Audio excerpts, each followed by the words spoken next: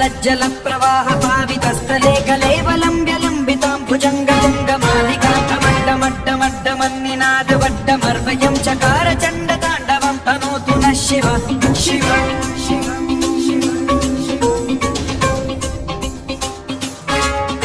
जटाकटाह सम्भ्रम भ्रमन्निलिम्ब निर्झरी विलोल वीचि वल्लरी विराजमान मोहनी खगद्धगद्धगज्ज्वलल्ललाट पट्टपावके किशोर चन्द्रशेखरे रतिः प्रतिक्षणम्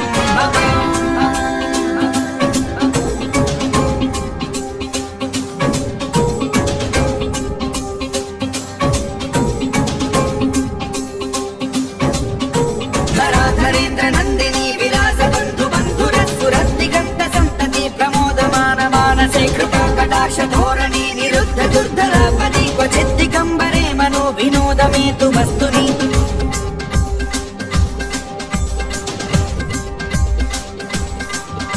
जटाभुजङ्ग पिङ्गल स्फुरत्प्रणामणि प्रभा कदम्ब कुङ्कुमद्रव प्रलिप्त दिग्वधूमुखे मदान्द सिन्धुरस्फुरद्वगुत्तरीय मेधुरे मनो विनोदमद्भुतं बिभर्तु भूतभर्तरि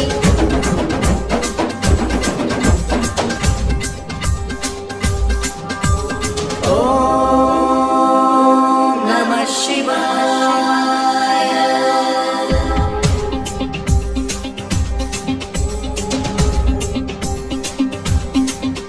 सदा शिवं भजाम्यहं सदा शिवं भजाम्यहम्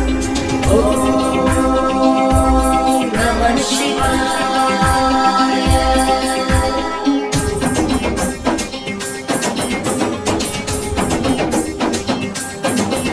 सहस्रलोचनं प्रभृत्य शेषलेखशेखरं प्रसूनधूलिधोरणी विधूसराङ्घ्रिपीठभूभुजङ्गराजमालया निबद्धजाटजूटक श्रीचिराय जायतां चकोरबन्धुशेखरः ललाटचत्वरज्ज्वलद्धनञ्जय स्फुलिङ्गवादिपीतपञ्चसायकं नमन्निलिम्बनायकं सुधामयूखलेखया विराजमान शेखरं महाकपालि सम्पदे शिरोजकालमास्तु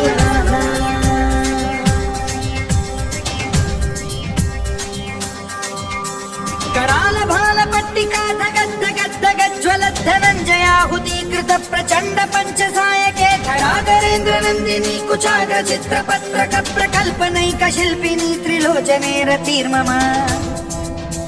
नवीन मेघमण्डली निरुद्ध दुर्धर स्फुरत् कुहूनिशीथिनी तमः प्रबन्धबद्ध कन्धरः निलिम्प निर्झरीधरस्तनोतु कृत्य सिन्धुरः कलानिधान बन्धुरः श्रियं जगद्धुरः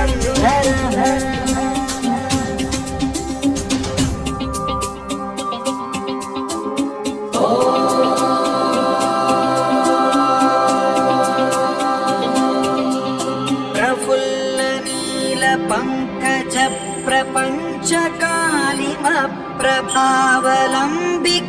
प्रपञ्चकालिमप्रभावलम्बिकण्ठकन्दली रुचिप्रबद्धकन्धरं स्मरच्छिदं पुरच्छिदं भवच्छिदं मखच्छिदं गजच्छिदान्धकच्छिदं तमन्तकच्छिदं भजे अखर्व सर्वमङ्गला कलाकदम्ब मञ्जरी रसप्रवाह माधुरी विजृम्भणा मधुव्रतं स्वरान्तकं पुरान्तकं भवान्तकं मखान्तकं गजान्तकान्धकान्तकं तमन्तकान्तकं भजे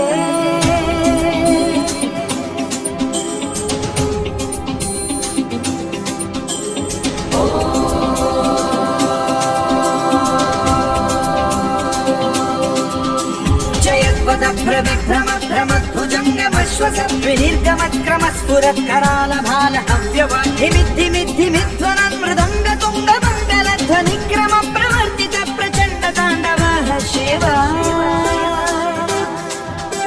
सुषद्विचित्रकल्पयोर्भुजङ्गमौक्तिकत्रयो गरिष्ठरत्नलोष्टयो सुहृद्विपक्षपक्षयो कृशारविन्द चक्षुषो प्रजामही महेन्द्रयो समप्रवृत्तिकर्कदा सदा शिवं भजाम्यहम्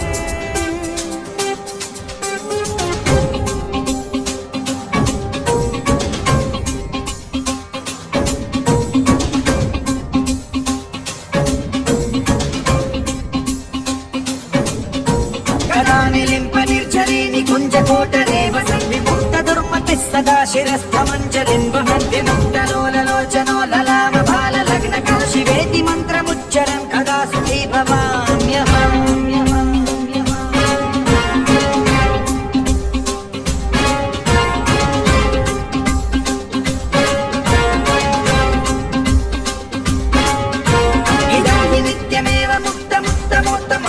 पठन् स्मरन् ब्रुवन्नरो विशुद्धिमेति सततं हरे गुरौ सुभक्तिमाशु याति नान्यथा गतिं विमोहनं हि देहिनां सुशङ्करस्य विमोहनं हि देहिनां सुशङ्करस्य विमोहनं हि देहिनां सुशङ्करस्य चिन्तनो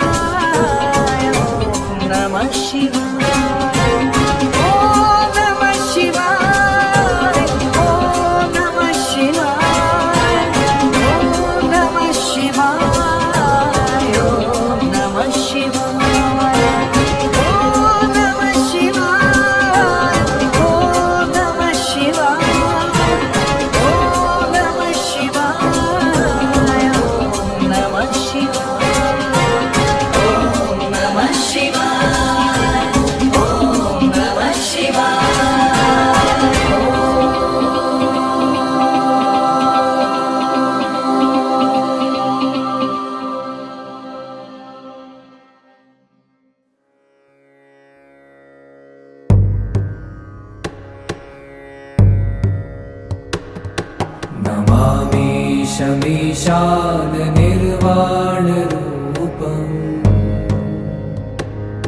विभुं व्यापकं ब्रह्मवेदस्वरूपम्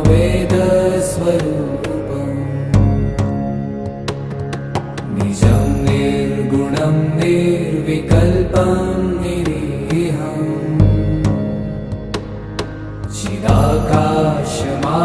चिदाकाशमाकाशवासं भजेऽहम्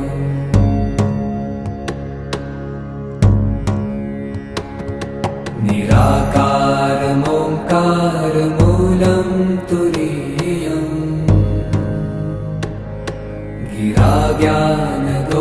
गिराज्ञानगोतीतमीशं गिरीशम् करालं महाकालकालं कृपालुम् गुणागार संसारपारं नतो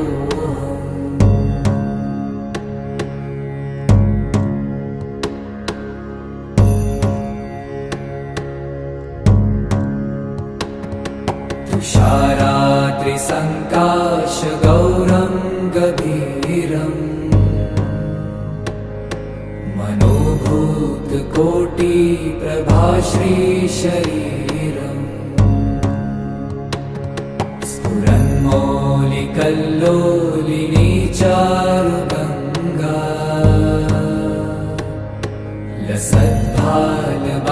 लसद्भालबालेन्दुकण्ठे भुजङ्गा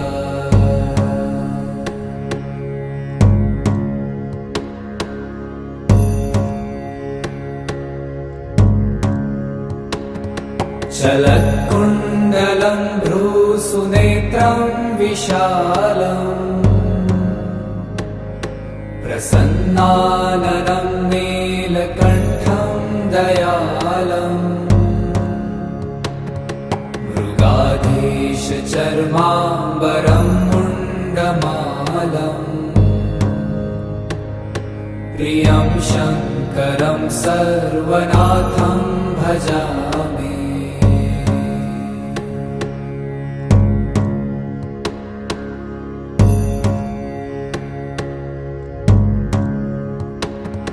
प्रचण्डं प्रकृष्टं प्रगल्भं परेशम् अखण्डम् अजं भानुकोटिप्रकाशम्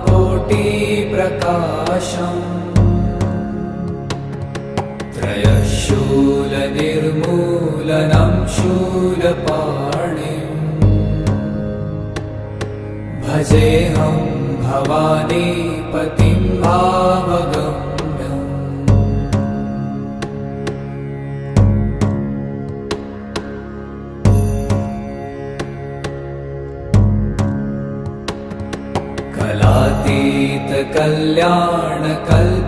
कलातीतकल्याणकल्पान्तकारी सदा सज्जनानन्ददाता पुरारी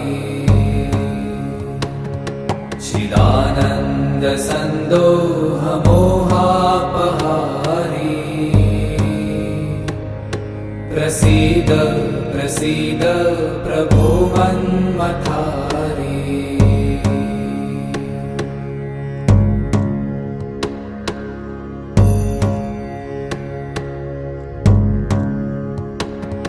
न यावत् उमानाथ पादारविन्दम् भजन्ति ह लोके परे वा नराणाम् न तावत् सुखं शान्ति सन्तापनाशम् प्रसीद प्रभो सर्वभूताधिवासम्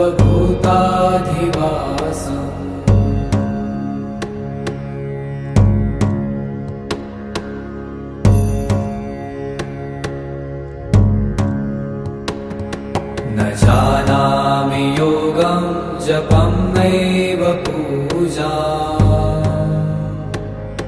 न तोऽहं सदा सर्वदा शम्भुतुभ्यम् जराजन्म दुःखौ